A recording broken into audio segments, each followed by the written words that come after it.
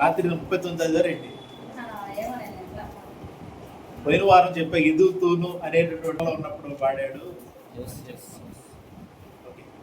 యెహోవా కొరకు నేను సహనముతో కనిపెట్టుకుంటుంది, ఆయన నాకు చెవి ఎక్కి నా మొర్ర ఆలకించాను. నాశనకరమైన గుంటలో నుండి, జిగటగల దొంగ ఊబిలో నుండి ఆయన నన్ను పైకెత్తెను. నా అడుగులు స్థిరపరిచెను. తనకు స్తోత్ర రూపముకు క్రొత్త గీతమును మన దేవుడు నా నోట నుంచెను. అనేకులు దాన్ని చూచి భయభక్తులు కలిగి యెహోవా యందు నమ్మిక ఉంచెదరు. గర్విష్ఠులనైనను, త్రోవ విడిచి అబద్ధములాడు తట్టు తిరుగువారినైనను లక్ష్య పెట్టక యెహోవాను నమ్ముకొని వాడు ధన్యుడు. యెహోవా నా దేవా, నీవు మా ఎడల జరిగించిన ఆశ్చర్య క్రియలను, మా ఎడల నీకున్న తలంపులను బహు విస్తారము. వాటిని వివరించి చెప్పేదని అనుకుంటున్నా అవి లెక్కకు మించి ఉన్నవి. నీకు సాటి అయిన వాడొకడును లేడు. బలులనైనను నైవేద్యములనైనను నీవు కోరుటలేదు. నీవు నాకు చెవులు నిర్మించి ఉన్నావు. దహన బలులనైనను పాప పరిహారార్థ బలులనైనను నీవు కమ్మనలేదు. అప్పుడు పుస్తక చుట్టలో నన్ను గూర్చి వ్రాయబడిన ప్రకారం నేను వచ్చి ఉన్నాను. నా దేవా, నీ చిత్తము నెరవేర్చుటకు నాకు సంతోషము. నీ ధర్మశాస్త్రము నా ఆంతర్యములో ఉన్నది. నా పెదవులు మూసుకొనక మహాసమాజములో నీతి సువార్త నేను ప్రకటించి ఉన్నానని నేనంటిని. యెహోవా, అది నీకు తెలిసే ఉన్నది. నీ నీతిని నా హృదయంలో నుంచుకొని నేను ఊరకుండలేదు. నీ సత్యమును నీ రక్షణను నేను వెల్లడి చేసి ఉన్నాను.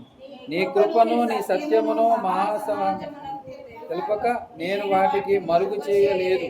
యెహోవా, నీవు నీ వాత్సల్యము నాకు దూరము చేయ. నీ కృపా సత్యములు ఎప్పుడు నన్ను కాపాడును గాక.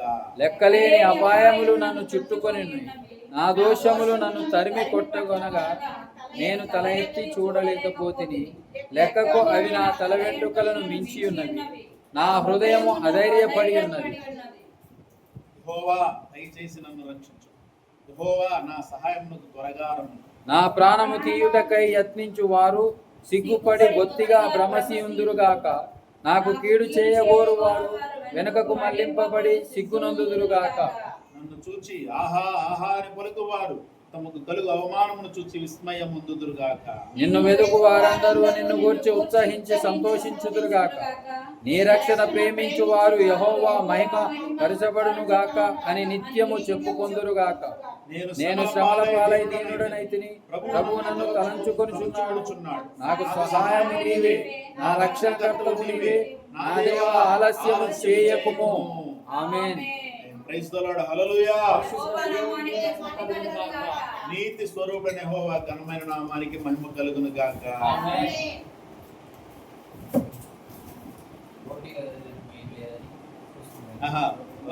వెరీ గుడ్, బాగా చదివారు. గ్యాప్ లేకుండా చదివారు. దేవునికి స్తోత్రం. దేవుడు మిమ్మల్ని దీవించును గాక. యెహోవా కొరకు నేను సహనముతో కనిపెట్టుకుంటుంటిని, ఆయన నాకు చెవి యొగ్గి నా మొర ఆలకించాను. నాశనకరమైన గుంటలో నుండి, జిగట గల దొంగ ఊపిలో నుండి ఆయన నన్ను పైకెత్తు. నా పాదములు బండ మీద నిలిపి నా అడుగులు స్థిరపరచు. Praise the lord. హల్లెలూయా. ఇది ప్రార్థనా పూర్వకముగా మనము ప్రతి దినము కూడా పలుకోవలసినటువంటి మాటలు. బండ మీద నిలిపాడు మన పాదాలను. ఆయన ఎక్కడి నుంచి తీసి, నాశనకరమైన గుంటలో నుండి తీసి, జిగట గల దొంగ ఊబిలో నుండి తీసి. Praise the lord. హల్లెలూయా.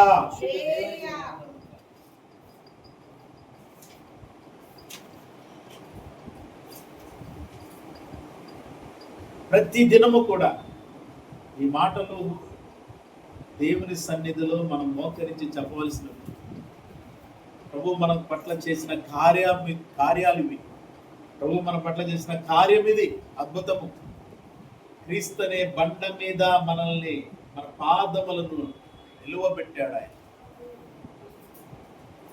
బండ మీద జిగటగల దొంగ ఊబిలో నుండి, నాశనకరమైన గుంటలో నుండి పైకి లేవనెత్తి. ఆలోచన చేయాలి ఈ మాటలో ఉన్నటువంటి ఆంతర్యాన్ని. క్రీస్తు అనే బండ మీద పెట్టాడు. ఇక ఇలా చెప్పుకుంటూ పోతే బండలో నుంచి వచ్చిన నీటిని తాగించాడు. స్వచ్ఛమైన నీరు అది. రైతులుడు హల్లెలూయా. స్వచ్ఛమైన నీరు, ఆ బండల నుంచి వచ్చే నీరు అనేకమైనటువంటి ఆరోగ్యకరమైనటువంటి నీటిలో ఉంటాయి. ఆరోగ్యకరమైన ప్రతి పదార్థం అందులో ఉంటుంది. అంటే ఆత్మ సంబంధం బండలోనే మనం ఇప్పుడు తాగుతున్నాం. క్రీస్తు అనే బండలో నుంచి ఏదైతే మనకు వచ్చిందో, పరిశుద్ధాత్మ ద్వారా అనుగ్రహింపబడిందో, దాన్ని మనం తీసుకుంటూ ఉన్న మన ఆత్మ అభివృద్ధి కోసం. Praise the lord. హల్లెలూయా. క్రీస్తుతో సహవాసం, ఆయన వాక్యాన్ని ధ్యానం చేయటం, ఆయన చెప్పిన మాటల్ని ధ్యానం చేయటం మన ఆత్మ అభివృద్ధికి ఉపయోగకరంగా ఉండేది. బండ మీద నిలిపి మన పాదాలను స్థిరపరిచారు. Praise the lord. హల్లెలూయా. స్థిరపరచబడ్డాం కాబట్టి జాగ్రత్తగా ఉండాలి. కదలకుండా చంచలమైనటువంటి హృదయ ఆలోచన తలంపులతో కదలకుండా మనం స్థిరపరచబడాలి. ఆయన స్థిరపరిచాడు, మనమే కదులుతూ ఉంటాం.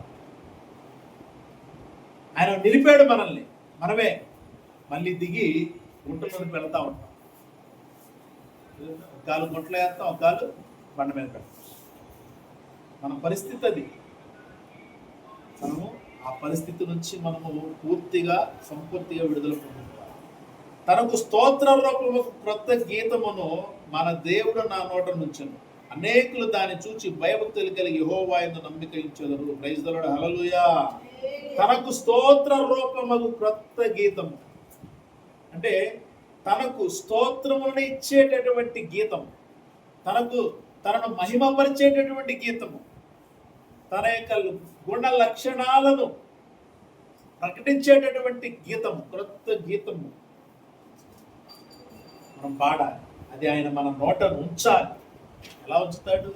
పరిశుద్ధాత్ముడు మనలో ఉన్నప్పుడు తండ్రి అయిన దేవునికి స్తోత్ర రూపముకు క్రొత్త గీతాన్ని పాడే స్థితిని ఆ పరిశుద్ధాత్ముడు మనలో పుట్టిస్తాడు, కలిగిస్తాడు. Praise the lord. హల్లెలూయా. మనలో నుంచి వస్తుంది. అలా వచ్చినప్పుడు అనేకులు దాన్ని చూసి యెహోవా యందు నమ్మిక ఉంచుతారు. భయభక్తులు కలిగి ఆయన యందు నమ్మకం ఉంచుతారు. నమ్మకం ఉంచాలి అంటే ప్రతి క్రైస్తవుడు, ప్రతి క్రైస్తవురాలు క్రొత్త గీతాన్ని పాడేటటువంటి ఆత్మాభిషేక నడిపింపుతో నడవాలి. Praise the lord. హల్లెలూయా. ఆత్మతో అభిషేకించబడినప్పుడు దేవుడిచ్చే వరాలను అనుభవించేలా ఉండాలి. దేవుడిచ్చే ఆత్మ వరాలతో దేవునికి పాడాలి, దేవుని స్తుతించాలి, కీర్తించాలి, ఘనపరచాలి, ఆరాధించాలి. దేవుని యొక్క ఆత్మాభిషేకం, కొత్త గీతాన్ని ఆయనే మన నోట ఉంచుతాడు. ఎప్పుడు ఆత్మాభిషేకముతో మనం నింపబడ్డాం కాబట్టి ఆత్మ కోసం ప్రాకులాడాలి. గర్విష్ఠులనైనా త్రోవ విడిచి అబద్ధముల తట్టు తిరిగి వారిని లక్ష్య పెట్టగా యెహోవాను నమ్ముకుని వాడు ధన్యుడు. Praise the lord. హల్లెలూయా. మనమేమో అబద్ధముల తట్టు తిరిగే వాడినే నమ్ముతాం. యెహోవాను నమ్మట్ల, ఆయన మీద నమ్మకం ఉంచట్ల. చూడు, అది మన జీవితాన్ని ఎంతో ప్రభావితం చేస్తుంది.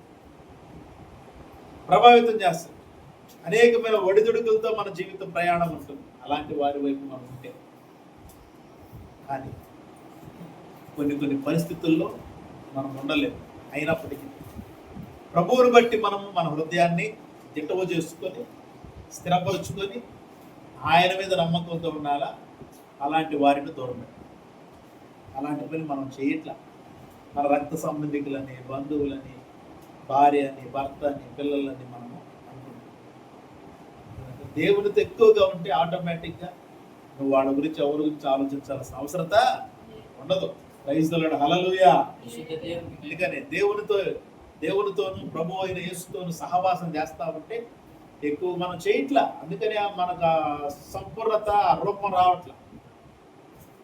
మనం ఈ లోకంలో మనుషుల వలె మాట్లాడుతున్నాం. ఈ లోకంలో మన వారి వలె మనం వారితో ఎక్కువగా ఉంటాం కాబట్టి వారి వలె మనం మాట్లాడుతున్నాం, లోకస్తుల వలె. అందుకని ప్రభువుతో మనం ఎక్కువగా ఉంటే ప్రభు వలె మారుతాము. అప్పుడు మనం ఎవరి గురించి కూడా ఎక్కువగా ఆలోచన చేయం. Praise the lord. హల్లెలూయా. ప్రభువులాగా ఉంటాం. అదే దేవుడు కోరుకున్నాడు, అదే ప్రభు అయిన యేసు కూడా కోరుకున్నాడు. పరిశుద్ధాత్ముడు కూడా అందుకే వచ్చాడు ఈ లోకానికి. ఈరోజు ఆయన మన మధ్య ఎందుకున్నాడు అంటే దేవుని రూపంలోనికి, ప్రభు అయిన యేసు రూపంలోనికి మనల్ని మార్చడానికి ఉన్నాడు. మనం మార్పు పొందాలి. ప్రేమ ప్రేమ ప్రేమ ఎస్ అంతే. మనం మరి ఇంకొక మాట పరిశుద్ధాత్మ విరోధంగా మనం మాట్లాడకూడదు. చాలా నేర్చుకోవాలి. పరిశుద్ధాత్మ విరోధంగా మనం మాట్లాడుకోకూడదు. వ్యక్తిగతంగా మనం ఎలాంటి వాళ్ళమైనా సరే వాక్య విషయంలో మాత్రం పరిశుద్ధాత్మ విరోధంగా మనం ఏమాత్రం ఉండటానికి వీలు పరిశుద్ధ విరోధం ఉండకూడదు. అలా ఉంటే మనకు పాపక్ష మాత్రం లేదు. చాలా జాగ్రత్త, చాలా జాగ్రత్త.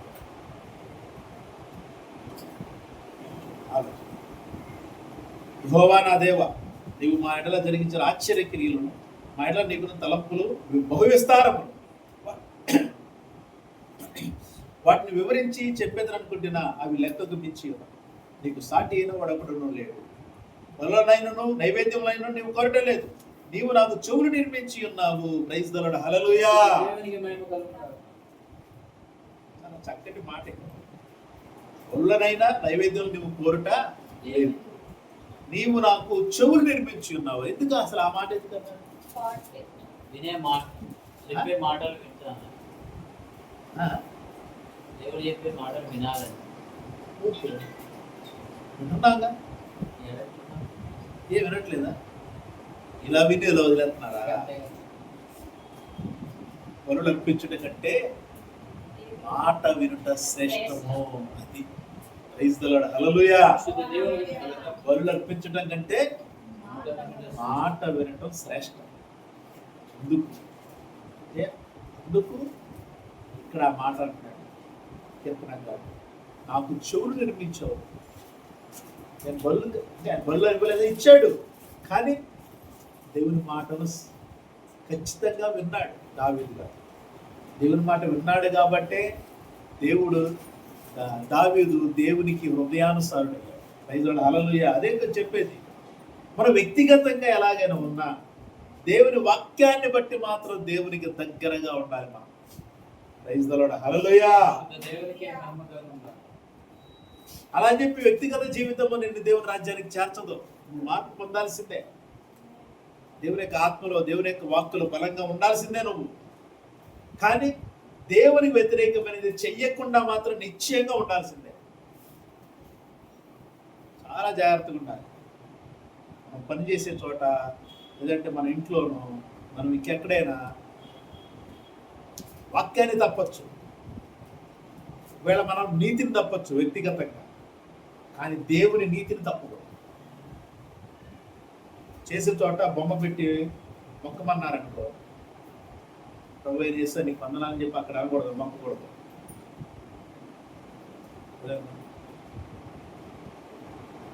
ఎందుకు? ఆ బొమ్మలో లేడు యేసు. ఏ బొమ్మలో లేడు. యేసు బొమ్మ ఇది అని చెప్పేదానిలో కూడా యేసు లేడు. గుర్తుపెట్టుకోవాలి. అలాగే దానికి సంబంధించిన ఏ క్రియ కూడా మన ఇళ్లలో ఉండకూడదు. అది మనము కంట్రోల్ చేసుకోవాలి. ఎలా కంట్రోల్ అయింది? దేవుని ఆత్మలో వాక్కులు మనం బలంగా ఉంటే కంట్రోల్. కాబట్టి మనం చాలా జాగ్రత్తగా ఉండడానికి తాపత్రయం. ఎందుకంటే మా ఎడల నీకున్న తలంపులు బహు విస్తారములు. మన పట్ల ఆయనకున్న తలంపులు ఎలాంటివి? బహు విస్తారములు. వాటిని వివరించి చెప్పేది అనుకుంటున్నా లెక్కకు మించి ఉన్నవి. నీకు సాటి అయిన వాడు అక్కడున్న లేడు. ప్రైజ్ ది లార్డ్, హల్లెలూయా. దేవుడైన యెహోవాకు సాటి అయిన వాడు ఒక్కడు కూడా ఈ లోకంలో లేడు. ప్రభువే పరిశుద్ధుడైన యేసుక్రీస్తుకు సాటి అయిన వాడు ఎవడు కూడా ఈ లోకంలో లేడు. అంతే, లేడు. కాబట్టి వాళ్ళిద్దరిని వెంబడిస్తున్నాం, కాబట్టి పరిశుద్ధాత్మను కలిగి ఉన్నాం. కాబట్టి ఏం చేయాలి? మనము ఆయన వాక్యాన్ని హెచ్చించే ఆలోచనలు చేయాలి. ఆయన మాటల్ని హెచ్చించే ఆలోచనలు చేయాలి. అందుకనే వాక్యాన్ని బట్టి నేను ధైర్యంగా, గర్వంగా చెప్తాను. వాక్యాన్ని బట్టి. అందుకని విగ్రహ సంబంధమైనది ఏది, క్రిస్మస్ కానీ, గుడ్ ఫ్రైడే కానీ, ఈస్టర్ కానీ, పెళ్లి కానీ, పేరంటం కానీ, ఏది కూడా విగ్రహ సంబంధమైన వాటితో మనము చేయకూడదు. ఓకేనా? అర్థమైంది? ఎందుకు? విగ్రహాలతో పోల్చబడిన వాడు కాదు మనం ఆరాధించే దేవుడు. ఆ దేవతలకు సంబంధించిన వాడు కాదు మనం ఆరాధన చేసే దేవుడు. ఆయనకు ఆ దేవతలకు ఎటువంటి సంబంధము లేదు. గుర్తుపెట్టుకో, ఈ లోకములో అనేకమైనటువంటి ప్రజలు అనేక దేవతలను ఆరాధన చేసి వారు ఒక తేదీలను పెట్టుకొని వాటికి ఆరాధన చేస్తూ ఉండేవాళ్ళు. ఆ తేదీలు ప్రభువైన యెహోవాకు, దేవుడైన యెహోవాకు, ప్రభువైన యేసుకు సంబంధము లేదు. గుర్తుపెట్టుకో, ఇది ఎప్పటికీ గుర్తుపెట్టుకోవాలి. కాబట్టి దేవునికి సాటి అయిన వాడు ఎవడో లేడు కాబట్టి ఆయనకు వ్యతిరేకమైన పనులు ఏది కూడా మనం చేయడానికి వీలు. హల్లెలూయా. ఓకే, మనకు ఆయన చెవులు ఇచ్చాడు. ఎందుకు? మాట వినటం శ్రేష్టం. ఒళ్ళు అర్పించడం కాదు, నువ్వు దశభాగాలు ఇవ్వటం కాదు, ఇంకేవో తీసుకొచ్చి ఇవ్వటం కాదు. ఆయన మాట వినటం శ్రేష్టం. ఆయన చెయ్యొద్దు అంటే చెయ్యొద్దు అంటే, ఆయన చెయ్యంటే చెయ్యి, అది కావాల్సింది. అంతే, సింపుల్. ఇంక ఇక్కడేముంది? మనం చెయ్యొచ్చు, దానికి లాజిక్లు ఎతకటం చేయటానికి, దానికి రెమెడీస్ వెతకటం చేయటానికి. మనం సత్యవార్త చెప్పాలి కాబట్టి మనకి ఏదో ఒక తేదీ ఇది కావాలి. ఎందుకు? సత్యవార్త చెప్పటానికి ప్రతిరోజు ఆశీర్వాదకరమైనదే. హల్లెలూయా. అయితే ఇప్పుడు వెళ్ళి చెప్పేద్దాం 10 మందికి, లేదంటే ఇక్కడ నుంచొని అడుగుదాం, ప్రభువైన యేసు రాబోతున్నాడు, మారు మనసు పొందండి, అంతే. ఇక దానికి డేట్ ఎందుకు? ఆ డేట్ పెడితే ఆ డేట్ అలవాటు అయిపోయామంటారు. మిగతా రోజులు ఎందుకు చేస్తున్నావు అంటాడు. మిగతా రోజులు ఎందుకు చేస్తున్నావు ఏంటి? అందుకని ప్రతిరోజు నువ్వు చేసే అలవాటు నీకు ఉందనుకో, సరే, కష్టాలు వచ్చినాయి, నష్టాలు వచ్చినాయి, బాధలు వచ్చినాయి, అలా అని చెప్పి అపోస్తలు ఆగిపోలేదు. వీళ్ళు ఆగట్లేదురా, చంపేద్దాం అనగా చంపేశారు అపోస్తలను చంపారు, విశ్వాసాలను చంపారు. వీళ్ళు అసలు ఎంత చెప్పినా ఆగట్లేదురా. అంతే, మనం చెప్తారు, మనం వెళ్తాం, ఇంకోసారి చెప్పొద్దు అంటారు, ప్రార్థన చేసుకుంటాం, మళ్ళీ ప్రేరేపణ వెళ్తాం, మళ్ళీ ఇంకోసారి వచ్చే మాత్రం ఇంకా మీ ఇష్టం అంటారు. అయినా సరే వెళ్తాం. ఈసారి అందరూ కలిసి గుడి చంపేస్తారు. స్టెఫన్కి అదేగా జరిగింది, పౌలుకి అదేగా జరిగింది. చెరసాలను పెట్టించేది. చెరసాలలో ఉన్నాడు, దాదాపుగా 2 సంవత్సరాలు ఉన్నాడు చెరసాలలో. చివరికి ఆయన్ని శిరఛేదనం చేశారు. అదే రోజు పేతురును కూడా తలకిందులు సిలువ వేశారు. ఇలాగా అది కారణం ఏంటి? అంతే, చెప్తామంతే. ఎవరివి ఏ గవర్నమెంట్ అయినా ఒకవేళ పాస్ చేసిన జీవో ఓకే చేసుకో, బట్ జీవో పాస్ చేసింది, సువార్త చెప్పడం జైలు లేక చేసుకో, నా బెయిల్ ఓకే వేసుకో. అక్కడ పాడితే చెరసాల బద్దలై. హల్లెలూయా. చెరసాల చూడాలి అది. అందుకని చాలా మంది ఏంటంటే అవి ఎందుకు చూడలేకపోతున్నారో అర్థం కావట్లేదు. జైలు వేయబడుతున్నారు, అది ఎందుకు చూడలేకపోతున్నారో అర్థం కావట్లేదు. కనీసం ఒక్కళ్ళు కాబట్టి ఒక్కళ్ళనే చూడాలి కదా. 100 మందిని జైలు వేశారండి క్రైస్తవుల్ని, సువార్త చెప్తున్నారు. అందులోంచి కొందరు అక్కడ ఒప్పుకొని వచ్చేసారు, మేము సువార్త చెప్పమంటే మమ్మల్ని వదిలిపెట్టండి. ఇంకొంతమంది ఉన్నారు. అంటే అంతమంది ప్రార్థన చేసినప్పుడు ఏం జరగల. ఆ తర్వాత కొంతమంది వెళ్ళిపోయారు బయటికి. వెళ్ళిపోయిన తర్వాత కొంతమంది ప్రార్థన చేశారు. చేస్తే ఏమైంది? చెరసాల బద్దలైంది అనుకుందాం. అంటే దాని అర్థం ఏంటి? ప్రభువు కోసం నిలబడ్డ వాళ్ళు కొద్దిమందే. అర్థమైందా? అందుకని ఆ కొద్ది మంది ఎవరో తెలియదు. ఆ కొద్ది మంది ఎవరో మనకు తెలియాలి అంటే ప్రార్థనాపూర్వకంగా ఆ జైల్లో ఎవరైతే ఇప్పుడు వేయబడ్డారో ఉన్నారో వాళ్ళు ప్రార్థనాపూర్వకంగా ఉంటే అక్కడ వాళ్ళు మారుతూ ఉంటారు. ఆటోమేటిక్గా మారిపోతారు. పరిశుద్ధాత్ముడు ఒప్పిస్తాడు పాపాలని తెలియకుండానే. మనకు తెలీదు. అంటే ఆ జీల్ అనేది జైల్లో వేసినప్పుడు ఉండాలి. జైల్లో వేసిన తర్వాత కూడా అనవసరంగా జైలు వేశారు అని చెప్పి నువ్వు మాట్లాడుతూ ఉన్నావు అనుకో, దేవుడు ఆత్మకార్యాలు జరుగుతుంది. దేవుని కొరకు, సువార్త కొరకు నువ్వు జైల్లో వేయబడినప్పుడు అక్కడ జరిగే కార్యాలు మనము సువార్త చెప్తుంటే పౌలు శీలను తీసుకొని జైలు వేశారు. వాళ్ళు ఆట పడతా ఉన్నారు. ఏమైంది? చెరసాల బద్దలయ్యి చిన్న చిన్న దెబ్బలు తగిలి. ఓకే, దేవుని స్తోత్రం. వెంటనే చెరసాల నాయకుడికి అక్కడే వచ్చింది భూకంపం. ఆ టైంకే రావాలి భూకంపం. దేవుని కోసం నిలబెడతారు. మనం ఈ ఎలకాలం కుటుంబాన్ని పట్టుకుని ఆడతాం కదా. మనం అందరూ భార్య భర్త పిల్లలు, రొటీన్ లైఫ్. వాళ్ళ ఆదివారం రొటీన్ లైఫ్. లేచాము, రెడీ అయ్యాము, 10:30, 11కి వచ్చాము, అయిపోతే వెళ్ళిపోతాం, వండుకుంటాం, తింటాం, వండుకుంటాం, మళ్ళీ పొద్దున్నే ఒక రొటీన్లో.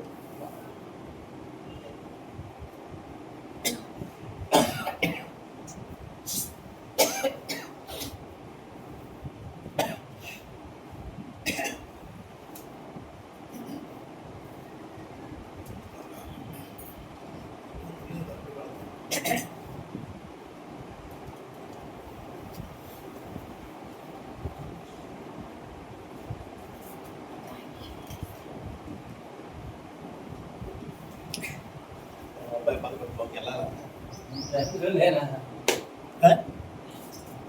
నేనంటే నేను చూసేసరికి నాకు టైం గుర్తొచ్చింది. Okay okay. తర్వాత లెక్కలిన అబ్బాయి నన్ను చుట్టుకొని ఉన్నవి, నా దోషం నన్ను తరిమి కొట్టుకొనగా నేను తల ఎత్తి చూడలేకపోతే, లెక్క నా తల వెంటలు మించి నా హృదయం అదే పడి ఉన్నది. దయచేసి నన్ను రక్షించు. యెహోవా నా సహాయమునకు త్వరగా రమ్ము. చివరిగా శ్రమల పాలై దీనుడనైతిని, ప్రభువు నన్ను తలుచుకొనుచున్నాడు.